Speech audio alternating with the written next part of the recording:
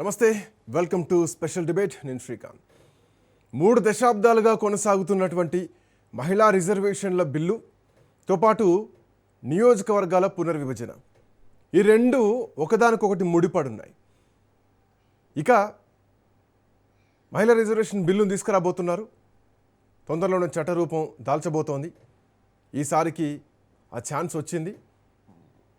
చాలామంది చాలా రకాలుగా ప్రయత్నాలు చేసినా కానీ నోచుకోలేదు. లోక్సభలో పాస్ అయితే రాజ్యసభలో పాస్ కాకపోవడం, రాజ్యసభలో పాస్ అయితే లోక్సభకు రాకపోవడం, ఇలాంటివన్నీ జరిగాయి. అండ్ ఇప్పుడు గనక ఈ బిల్లు చట్టరూపంలోకి వస్తే 2029లో జరగబోయేటువంటి ఎన్నికల్లో మహిళలకు 33% రిజర్వేషన్ అనేది అమల్లోకి వస్తుంది. బట్ దీంతో పాటు ఇప్పుడే నియోజకవర్గాల పునర్విభజన కూడా ఉంది. వాటితో పాటు జనగణన కూడా ఉంది. జనగణన చేసిన తర్వాత బీసీలకు సంబంధించినటువంటి రిజర్వేషన్ల అంశం కూడా తేలాల్సినటువంటి అవసరం ఉంది. అండ్ దానికి మహిళా రిజర్వేషన్ల బిల్లుకు సంబంధం లేదు అని ఒక వాదన వినిపిస్తుంటే, ఒక్కో కులానికి ఇచ్చేటువంటి రిజర్వేషన్లను ఈ రిజర్వేషన్లతో పోల్చొద్దు అన్నటువంటి కామెంట్ ఇంకోవైపు వినిపిస్తోంది. సో ఏడదేమైనా కానీ 3 దశాబ్దాల బిల్లు ఆచరణ సాధ్యమా? ఈ ఎజెండా చట్టసభల్లో మహిళలకు 33% రిజర్వేషన్లు కల్పించాలి అన్నది 1989లో రాజ్యాంగాన్ని సవరించాలని రాజీవ్ గాంధీ ఆ రోజు ప్రధానిగా ఉన్నప్పుడు చేసినటువంటి ఆలోచన. 3/1 వంతు బిల్లు తీసుకురావాలన్నారు మహిళలకు. అప్పుడు లోక్సభలో పాస్ అయినా కానీ రాజ్యసభలో రాలేదు. ఆ తర్వాత పివి నరసింహారావు ప్రయత్నం చేశారు. 72-73 రాజ్యాంగ సవరణ బిల్లు పార్లమెంట్లో ప్రవేశపెట్టించారు. తర్వాత అర్బన్, రూరల్, లోకల్ వ్యవస్థల్లో 33% కోసం ప్రయత్నాలు జరిగినాయి. తర్వాత రాజీవ్ గాంధీ కానీ, తర్వాత పివి నరసింహారావు కానీ, తర్వాత వాజ్పేయి 99, 2002, 2003 ఎంతమంది తీసుకొచ్చినా కానీ ఇది విఫలమే అయింది తప్ప ఎక్కడ కూడా సాధ్యం కాలేదు. మాట్లాడదాం ఈ బిల్లు సాధ్యాసాధ్యాలకు ఎట్లాంటి పరిణామాలు ఉన్నాయి. 5 రాష్ట్రాల ఎన్నికల్లోపై ఈ బిల్లును ఆమోదించేందుకు కేంద్రం సిద్ధమవుతోంది. అవసరమైతే ఉభయ సభలను సంయుక్తంగా సమావేశపరిచే ఆమోదించుకునేటువంటి అవకాశం కూడా చూస్తోంది.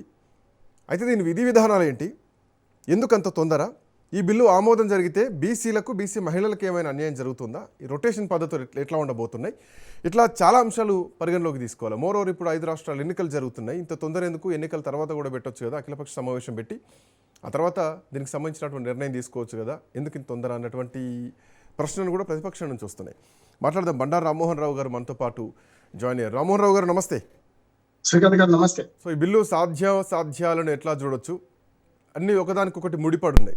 నియోజకవర్గాల పునర్విభజన, జనగణనతో పాటు కులగణనతో పాటు మహిళా రిజర్వేషన్ బిల్లుతో పాటు ఇందులో బీసీలకు సంబంధించినటువంటి రిజర్వేషన్. రేపు పొద్దున ఇది కూడా చాలా ఎఫెక్ట్ ఉండేటువంటి అవకాశం ఉంటుందని గతంలో బీసీ 43%, 42% బీసీ రిజర్వేషన్ టైంలోనే ఈ చర్చ కూడా రావడం జరిగింది. సో ఇప్పుడు దీనికి కొంత ఆజ్యం పోసినట్టు కనిపిస్తుంది. ఎట్లా చూడొచ్చు ఈ అంశాన్ని? శ్రీకాంత్ గారు, మీకు నమస్కారం. నమస్తే అండి. 2 విషయాలు మాట్లాడుకోవాలి. మీరు అందుకు వరుసగా ఒకదాని కూడా లింకున్నారు. పాయింట్. 3 దశాబ్దాలుగా మహిళా బిల్లు సాకారం కాలే. అప్పుడు కాంగ్రెస్ హయాంలో 20 ఏళ్ళు, దాదాపు 4 దశాబ్దాలు అనుకోండి. ఇప్పుడు వీళ్ళు వచ్చిన 12 ఏళ్ళు, దాదాపు 3.5 దశాబ్దాల నుంచి ఇది సాకారం కలిగేది. దానికి నా ఉద్దేశం ఏంటంటే, ప్రతిపక్షాలకు సవాలు విసురుతూ కొంత రాజకీయ చతురత్వం దీని ముందు తీసుకెళ్తుందేమో ఇప్పుడు ఈ ప్రభుత్వం అని అనుకుంటాను, బీజేపీ. ఎందుకంటే ఇప్పుడు మీరు అన్నట్టు వరుసగా జనగణనకు డీలిమిటేషన్ దీనికి అయింది, డీలిమిటేషన్ కు మహిళా రిజర్వేషన్ కదా. మొన్న దాకా అనుకుంది 2034 దాకా ఇది కాదనుకున్నాం. కానీ వేగవంతం చేస్తే మనసుంటే మార్గం ఉంటుందని చెప్పి నిరూపిస్తూ డీలిమిటేషన్ కంటే ముందు నియోజకవర్గాల పెంపు మీద నిన్న కేంద్ర కేబినెట్ ప్రకటన చేసింది. ఇది కొంచెం నా ఉద్దేశం ఏంటంటే పక్షాలను కూడా లెక్కలో తీసుకొని అఖిలపక్షం చెప్పి పెడితే బాగుండేది అనిపించింది నాకు. ఎందుకంటే ఏకపక్షంగా చేస్తే ఇప్పుడు అవాకులు అటుపక్క అసలు ఏమాత్రం అవగాహన లేకుండా దక్షిణ భారతదేశానికి అన్యాయం జరుగుతుందని ఇప్పుడు యాక్చువల్గా జనాభా లెక్కల ప్రకారం కాదు కదా ఇప్పుడు వచ్చే అనేది. సీట్లు పెంచితే ఎట్లా వేస్తున్నారంటే ప్రతిదానికి 80 సీట్లు ఉన్న ఉత్తరప్రదేశ్ కు 150 అవుతుంది.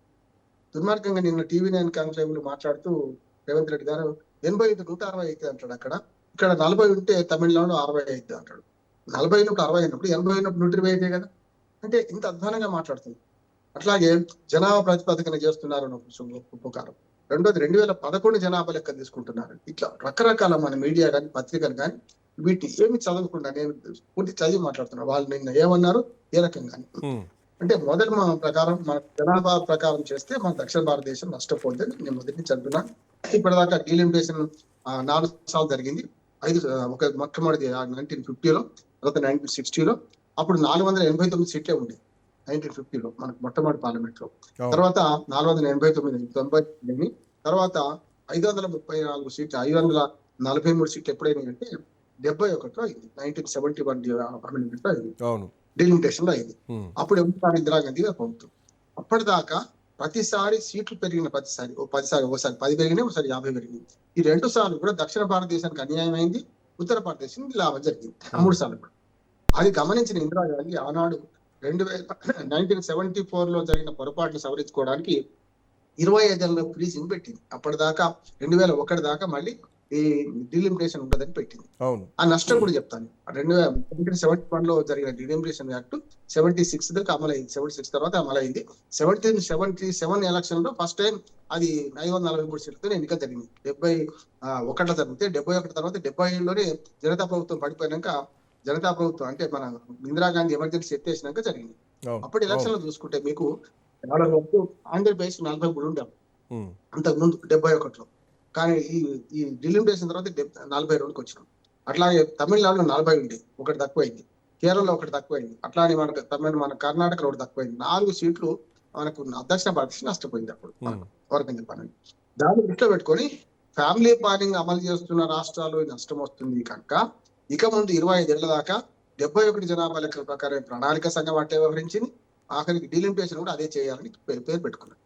వాజ్పేయి గారు వచ్చి 2001లో జరిగినప్పుడు నేను ప్రత్యక్ష సాక్షిని, నేను ఢిల్లీకి 4 సార్లు పోయి వచ్చాను.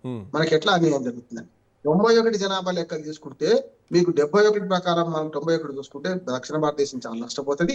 91 కాదు 2001 జనాభా లెక్కలు తీసుకోవాలి, కానీ జనాభా లెక్కల ప్రకారం అసలు డీలిమిటేషన్ ఉండొద్దని నేను వాదన చేసిన ఎలక్షన్ కమిషన్. భౌగోళిక పరంగానే ఉండాలి తప్ప డీలిమిటేషన్స్ జనాభా ప్రాతిపదికన ఉండదు. ఎందుకంటే 25 ఏళ్ళు నష్టపోయింది. జనాభా ప్రకారం అప్పుడు ఏమైందంటే విత్ ఇన్ స్టేట్ డీలిమిటేషన్ చేశారు. మన 2001 బాపతి ఏంటంటే నాలాంటి వాళ్ళు చాలా మంది ఉండొచ్చు, నేను కూడా అందులో ప్రయత్నంలో భాగమైంది.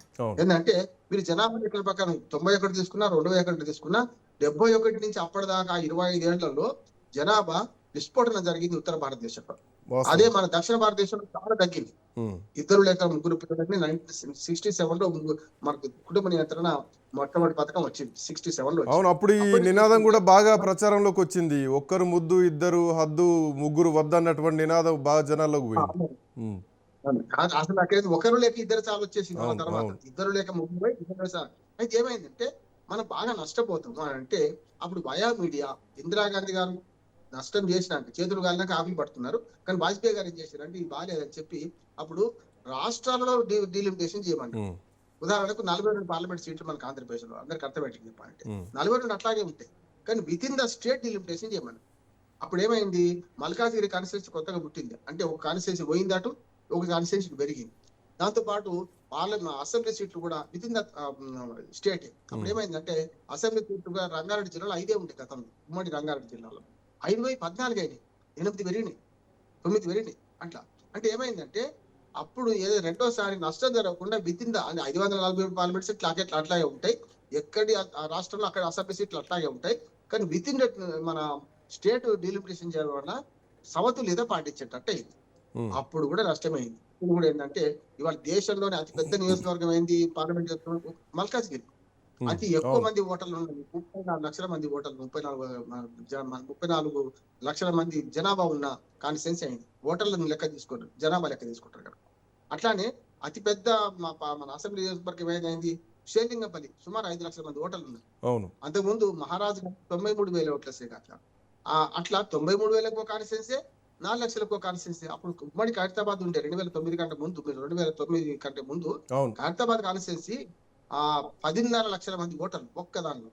డీలిమిటేషన్ తర్వాత 4.5 నియోజకవర్గాలు అయినాయి. ఎందుకంటే ఖైరతాబాద్, జూబ్లీహిల్స్, షేర్లింగంపల్లి, కూకటిపల్లి 4 వంగా అల్వాల లాంటి ప్రాంతం అంతా కలిసి మల్కాజ్గిరిలో జరిగింది. అంటే 4.5 నియోజకవర్గాలు. ఇది అసమతుల్యత పోవాలంటే డీలిమిటేషన్ విత్ ఇన్ స్టేట్ చేసింది. అందులో కూడా కొంత పొరపాట్లు ఉన్నాయి. ఇప్పుడు ఇక్కడికి వస్తాను. ఇప్పుడు ఏమైందంటే దక్షిణ భారతదేశానికి ఉత్తర భారతదేశానికి ఎక్కడ నష్టం జరిగేదంటే ఇప్పుడు కూడా జనాభా ప్రకారం చేస్తే తప్పనిసరి నష్టమైంది. జనాభా ప్రకారం చేస్తే దక్షిణ భారతదేశంలో 8 సీట్లు 7 నుంచి 8 సీట్లు పోతాయి. మనకు ఆంధ్రప్రదేశ్లో 3 సీట్లు పోతాయి, తెలంగాణలో 2 సీట్లు పోతాయి, తమిళనాడులో 2 సీట్లు పోతాయి, కేరళలో ఇంకొక సీటు పోతుంది, మన కర్ణాటకలో 2 సీట్లు, మొత్తం 7 నుంచి 8 సీట్లు మొత్తం మీద పోతాయి మన దగ్గర. దానివల్ల జనాభా ప్రాతిపదికన వద్దు అని కొట్లాడి